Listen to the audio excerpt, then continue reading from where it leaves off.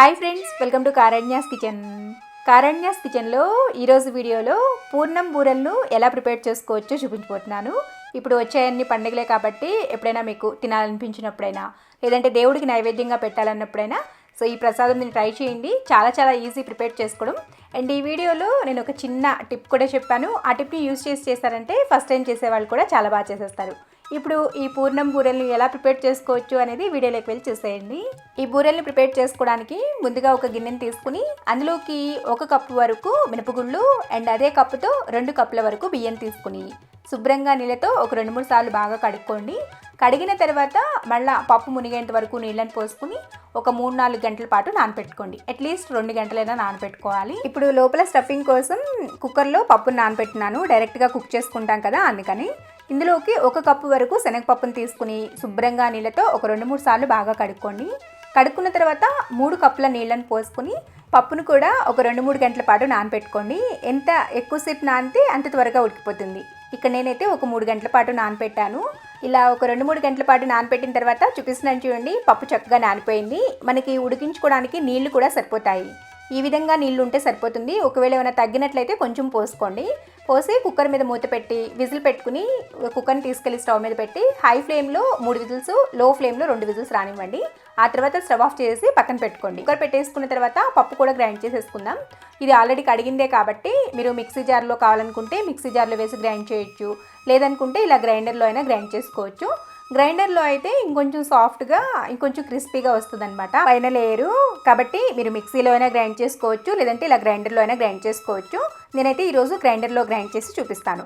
So ఇలా కొద్దిగా పప్పు వేసుకుంటూ మధ్యలో కొంచెం నీళ్ళు పోసుకుంటూ స్మూత్గా కొంచెం గట్టిగా కలుపుకోవాలి. మీరు మిక్సీలో గ్రైండ్ చేసుకునేట్లయితే కొంచెం చల్లటి నీళ్ళని పోసుకుని గ్రైండ్ చేసుకోండి. అంటే కూల్గా ఉన్న వాటర్ పోసుకున్నారనుకోండి ఎక్కువ వేడెక్కకుండా ఉంటుంది పిండి. అండ్ సైడ్లో మనకి కుక్కర్ కూడా విజిల్ వచ్చేస్తుంటుంది. చూడండి, ఇలా ఒక 3 విజిల్స్ వచ్చేసి సిమ్లో పెట్టి 2 విజిల్స్ వచ్చిన తర్వాత స్టవ్ ఆఫ్ చేసేసుకోండి. ఇది సైడ్లో ఆ కుక్కర్ ఆవిరిపోతూ ఉంటుంది. ఈలోపు మనం పిండి అనేది గ్రైండ్ చేసుకున్నాం కదా, చూడండి ఇలా స్మూత్గా ఉంటుంది. ఇలా గ్రైండ్ చేసుకున్న పిండిని ఒక గిన్నెలోకి తీసి పెట్టుకోండి. ఇలా గిన్నెలోకి తీసుకున్న తర్వాత ఇందులోకి ఫస్ట్ మీ రుచికి సరిపడినంత ఉప్పు వేసుకోండి. కొద్దిగా అలా కొంచెం ఉప్పు తక్కువైనా కూడా పర్వాలేదు, ఎందుకంటే లోపల స్వీట్ కాబట్టి అంత ఎక్కువేం అవసరం లేదనమాట. తర్వాత ఇందులోకి 1 టేబుల్ స్పూన్ వరకు పంచదార వేసుకోండి. ఇలా పంచదార కొంచెం వేసుకోవడం వల్ల పైన గోల్డెన్ కలర్లో క్రిస్పీగా వేగుతుంది. మంచి చిట్కా, ఇది ట్రై చేయండి. సో ఇలా వేసేసుకుని ఫస్ట్ ఈ పిండిలో ఇదంతా బాగా కలిసేట్లు కలుపుకోండి. ఇక్కడ నేను కలిపేటప్పుడు మీరు గమనిస్తే పిండి ఎంత థిక్నెస్తో ఉంది, ఎంత సాఫ్ట్గా ఉంది అనేది మీకు అర్థమైపోతుంది. చూసారా, అలా పట్టుకుంటే దూదిలాగా ఉందన్నమాట. సో ఇలా గ్రైండ్ చేసుకోండి. ఇలా మొత్తం కలిపేసేసుకున్న తర్వాత ఇప్పుడు ఈ పిండిని పక్కన పెట్టుకోండి. సో ఇప్పుడు పైన పిండి అనేది రెడీ అయిపోయింది. ఇక్కడ నేను మీకు విజిల్ పోయిన తర్వాత కుక్కర్ అనేది తీసి చూపిస్తున్నాను చూడండి. పప్పు కూడా ఎంత మెత్తగా ఉడికిందో కదా. ఇందులో కానీ ఒకవేళ ఎక్స్ట్రా వాటర్ ఉంటే ఖచ్చితంగా వంచేసుకోండి. అందులో ఎక్స్ట్రా నీళ్ళు అనేవి ఉండకూడదు, లేదనుకుంటే మీకు ఉడకడానికి చాలా ఎక్కువ టైం పడుతుంది. ఇప్పుడు ఆ పప్పుని మెత్తగా చేసుకోవాలి. మీరు మిక్సీలో వేసుకోవాల్సిన అవసరం ఏం లేదు, ఎందుకంటే పప్పు ఆల్రెడీ చాలా స్మూత్గా అయిపోయింది కాబట్టి. ఇలా ఒక విస్కర్ని కానీ లేదంటే పప్పు కుత్తిని కానీ తీసుకుని చక్కగా ఇలా మెదిపేసుకున్నారంటే స్మూత్గా వచ్చేస్తుంది. ఇలా మొత్తం కూడా మెదుపుకున్న తర్వాత ఇప్పుడు ఇందులో బెల్లం వేసుకోవాలి. ఇక్కడ మనం తీసుకున్న 1 కప్పు పప్పుకి 2 కప్పుల వరకు బెల్లం పడుతుంది. కరెక్ట్గా ఉంటుంది స్వీటు, ఎక్కువ అవ్వదు లేదంటే తక్కువ కూడా అవ్వదు. మీరు కొంచెం ఎక్కువ తినే వాళ్ళైతే ఇంకొంచెం ఎక్కువ వేసుకోండి, తగ్గించే వాళ్ళైతే కొంచెం తగ్గించి వేసుకోండి.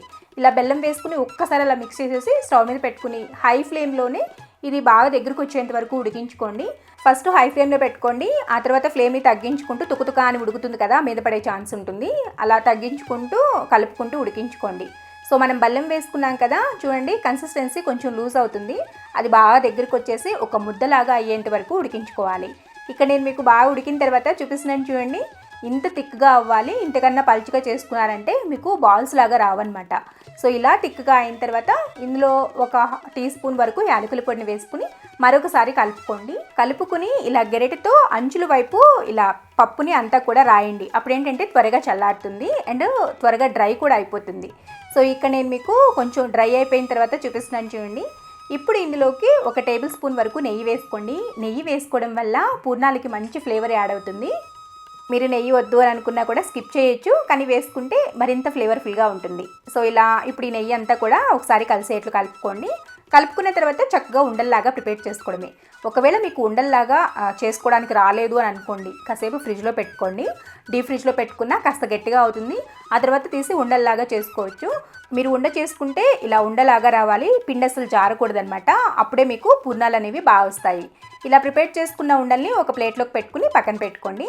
ఇప్పుడు ఫస్ట్ మనం పిండి అనేది గ్రైండ్ చేసుకుని పెట్టుకున్నాం కదా, అదొకసారి కలుపుకోండి. చూడండి అసలు పిండి ఎంత ఫ్లఫీగా అయిందో, చక్కగా మనకి కరెక్ట్ కన్సిస్టెన్సీలో ఉంది. నేనైతే ఎక్స్ట్రా నీళ్ళు అనేది ఏమీ యాడ్ చేయడం లేదు. ఇప్పుడు బూరెలు వేసుకోవడానికి టెక్నిక్ చెప్తానన్నాను కదా, ఇప్పుడు చూపించేస్తాను చూడండి.